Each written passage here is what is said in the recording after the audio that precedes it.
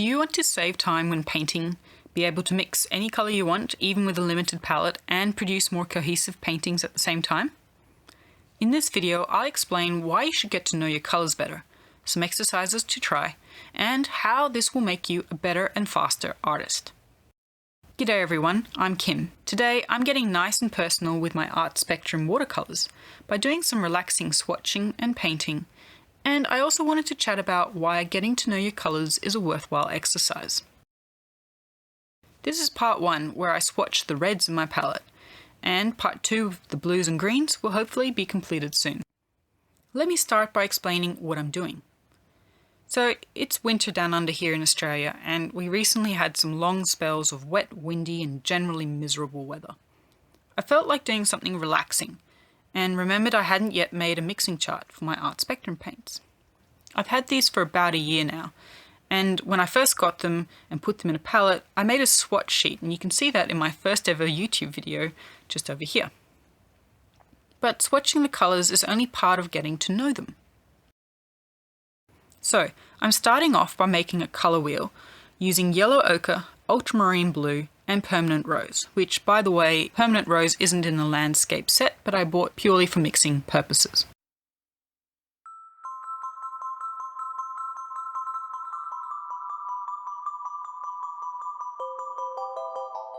Next, I mixed these to make the secondaries orange, green and purple, before finishing off with mixing all three together to make some tertiaries, browns and greys.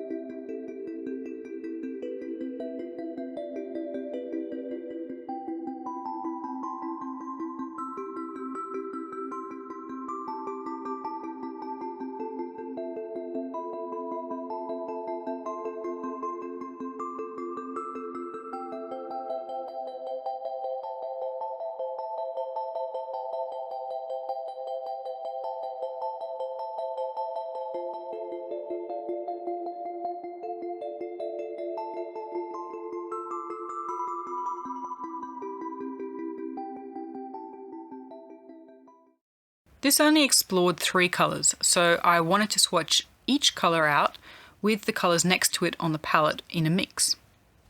To see all the possible mixes takes a lot of painting if you've got a lot of colours, and I didn't want to spend that much time. I would recommend making a full chart for reference, and probably will at one stage, but I just wanted to relax, so I did it this way for now. To begin, I add pure colour at the top, starting with Australian Grey, and then gradually add some of the adjacent colour, here yellow ochre, to make mixes of different ratios until I reach the bottom, which is pure yellow ochre. My aim is to make a gradient between the two colours so that the middle swatch is roughly 50% of each. I continued this with each colour until I reached Flinders Blue Violet, and like I said before, I'll do the blues and greens in part 2.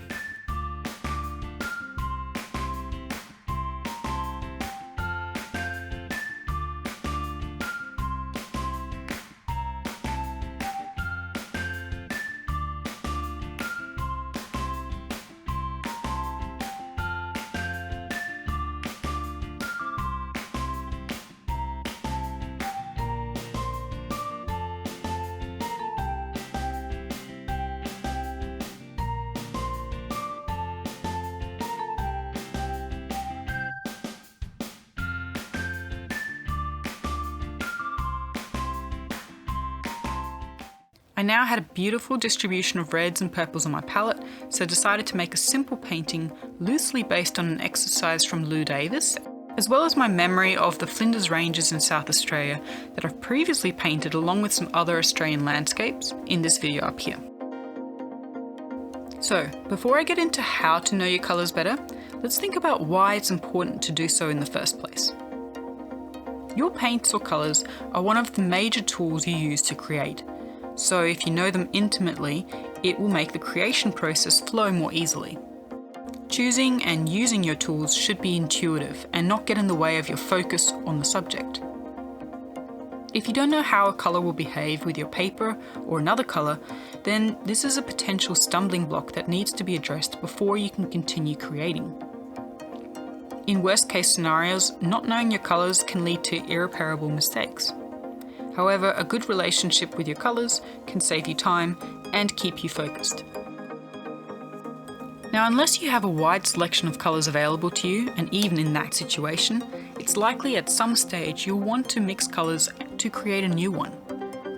If you know your colours, then mixing isn't an issue, since you know which ones to use, the ratio of each, and the hue it should produce. When this is unknown, it can take a lot of time going back and forth to achieve just the right colour, or you can even end up with the dreaded poo brown. By knowing your colours, you've got access to not just the pigments in front of you, but all those possible through mixing as well, essentially extending your range of colours. This colour theory knowledge will also allow you to tweak colours, for example, make a green slightly less warm, or a touch more yellow to match a desired colour of a leaf, for example. Carrying a limited palette in the field, usually for weight or simplicity reasons, isn't restrictive, since even with just the 3 primaries, magenta, cyan and yellow for watercolour, the rest of the colour spectrum is still largely available. In addition to saving time, knowing your colours will help you make fewer mistakes and your paintings more cohesive. This is because with a limited palette, when you've made mixes, all the colours on the painting have a bit of the other surrounding colours in them too, helping to bring everything together.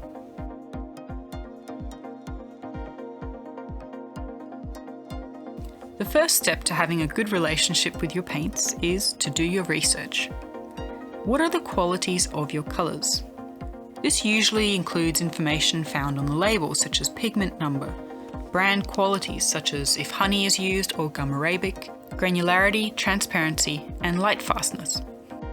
Understanding basic colour theory is essential too, such as if your colours are warm or cool compared to others in the palette. Then you can start to swatch individual paints out to give you a feel for how they behave on their own, and with the paper or surface you use. You can play around with varying amounts of water and do more tests like lifting and staining. Lots of artists make colour wheels to see the range of hues their palette has, usually in the order of the rainbow for aesthetic reasons. From there, you can move on to learning about how the pigments behave with other colours through mixing. So mixing and staining charts, which look at the layering ability, are a good exercise and valuable reference for later, so well worth investing the time into making. They're like a shortcut for knowing which colours you need to use to mix. Finally, you're ready to go on a date with your colours. Explore their potential by making a painting. The more dates you make with your paints, the better you'll get to know them, so develop your familiarity and use them regularly. So there are my reasons why you should get to know your colours and the exercises to help you do so. If you learned something, please give this video a like. It really helps my channel reach other people just like you that are interested in improving their artistic skills. I'm curious to find out how you get to know your colours, so let's have a discussion in the comments. Let me know there. You can also check out my website to read similar educational articles like what we've talked about here, as well as access free guides. And remember to subscribe to my channel if you want to be notified about future videos like this. Finally, if you're looking for a slightly different way of swatching mixes, then watch Alex Boone's recent video next, where he tests out his new paint set. Thanks for watching everyone. See you in the next video.